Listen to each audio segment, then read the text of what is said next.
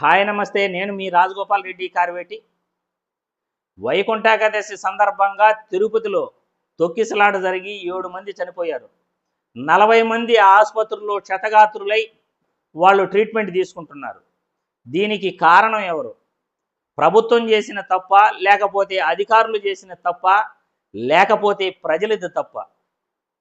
ప్రజలందరికీ కూడా నిజాలు తెలియాలి, ప్రభుత్వానికి కూడా నిజాలు తెలియాలి. అసలు ఏం జరిగింది అనేది ఈ వీడియో ద్వారా నేను వివరించే ప్రయత్నం చేస్తాను. ఈ తొక్కిసలాట జరగడానికి వైకుంఠ ఏకాదశి టోకన్ల జారీలు, భద్రతా ఏర్పాట్లు వీటన్నింటినీ పరిశీలించిన తర్వాత ప్రభుత్వానిది కానీ, లేకపోతే ముఖ్యమంత్రి చంద్రబాబు నాయుడు గారు కానీ, లేకపోతే పవన్ కళ్యాణ్ గారిని కానీ, నేను హోంమంత్రి గారిని కానీ తప్పు పట్టట్లేదు. అధికారుల వైఫల్యం వల్లే ఈ తప్పు జరిగింది అని నేను ఈ వీడియో ముఖంగా తెలియజేస్తున్నాను. అధికారులు నిర్లక్ష్యంగా వ్యవహరించి కట్టుదిట్టమైన భద్రతా ఏర్పాట్లు చేయకపోవటం వల్లే ఈ తప్పిదం జరిగింది అని నేను ప్రభుత్వానికి తెలియజేస్తున్నాను. ప్రభుత్వాలకు, ప్రజలకు నిజాలు తెలియజేయాలి కాబట్టి ఒక చిన్న ఉదాహరణ చెప్తాను. తిరుపతిలో వైకుంఠ ఏకాదశి సందర్భంగా 10 సెంటర్లలో టోకన్లు ఇష్యూ చేస్తున్నారు. అందులో రామచంద్ర పుష్కర్ణి అని స్విమ్స్ నుండి ఎన్టీఆర్ సర్కిల్కు వెళ్ళేటప్పుడు మధ్యలో ఉంది. రామచంద్ర పుష్కర్ణిలో కూడా టికెట్లు జారీ చేశారు. ఇక్కడ స్విమ్స్ నుండి ఎన్టీఆర్ సర్కిల్కు వెళ్ళేటప్పుడు ఒక రోడ్డును పూర్తిగా బ్లాక్ చేశారు.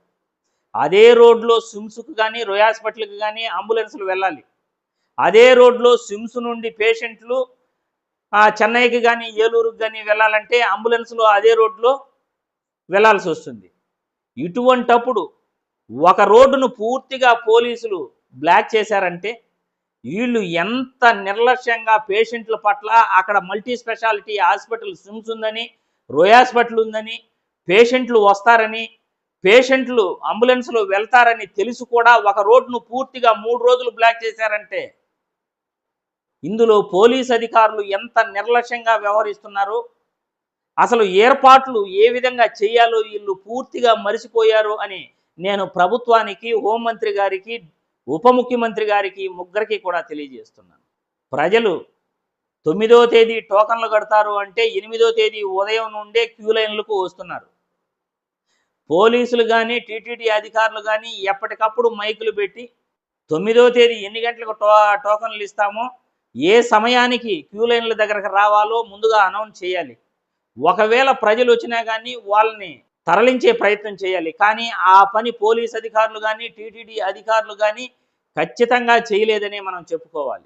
పోలీస్ అధికారుల నిర్లక్ష్యం వల్ల, వాళ్ళు కట్టుదిట్టమైన ఏర్పాట్లు చేసుకోకపోవటం వల్ల, స్విమ్స్ లాంటి ఆసుపత్రికి వెళ్ళే దారిలో వన్ వే విధించడం వల్ల పేషెంట్లు ఏ విధంగా అవస్థలు పడతారో, అంబులెన్సులు వెళ్ళే రోడ్లో ఏ విధంగా ప్రజలు ఇబ్బంది పడతారో కనీసం అవగాహన లేనటువంటి పోలీస్ అధికారులు ఈ వైకుంఠ ఏకాదశి టోకన్ల జారీలు, ఏర్పాట్లు చేయటంలో, ప్రజలకు రక్షణ కల్పించడంలో పూర్తిగా విఫలమయ్యారు. ఇంకొక వైపు ప్రజలు కూడా ఇక దొరకతాయో దొరకవో టికెట్లు అన్నట్లు వాళ్ళు ఎగబడటం చూస్తుంటే అసలు చాలా చాలా బాధాకరమైన విషయం. అసలు మనుషులు ప్రాణాలతో ప్రజలు కూడా చెలగాటమాడుతున్నారేమో, జనాలకి కూడా మూఢనమ్మకాలు, దేవుళ్ళ పైన భక్తి ఎక్కువై మనుషులు ప్రాణాలతో చెలగాటమాడుతున్నారేమో అని అనిపిస్తూ ఉంది. కనీసం అరే టికెట్లు 9వ తేదీ ఇస్తారు, మనం 8వ తేదీ తెల్లారి నుండి క్యూ లైన్లో ఉండటం ఏంటి అని ఏ ఒక్కరు కూడా అనుకోకపోవటం చాలా చాలా బాధాకరమైన విషయం.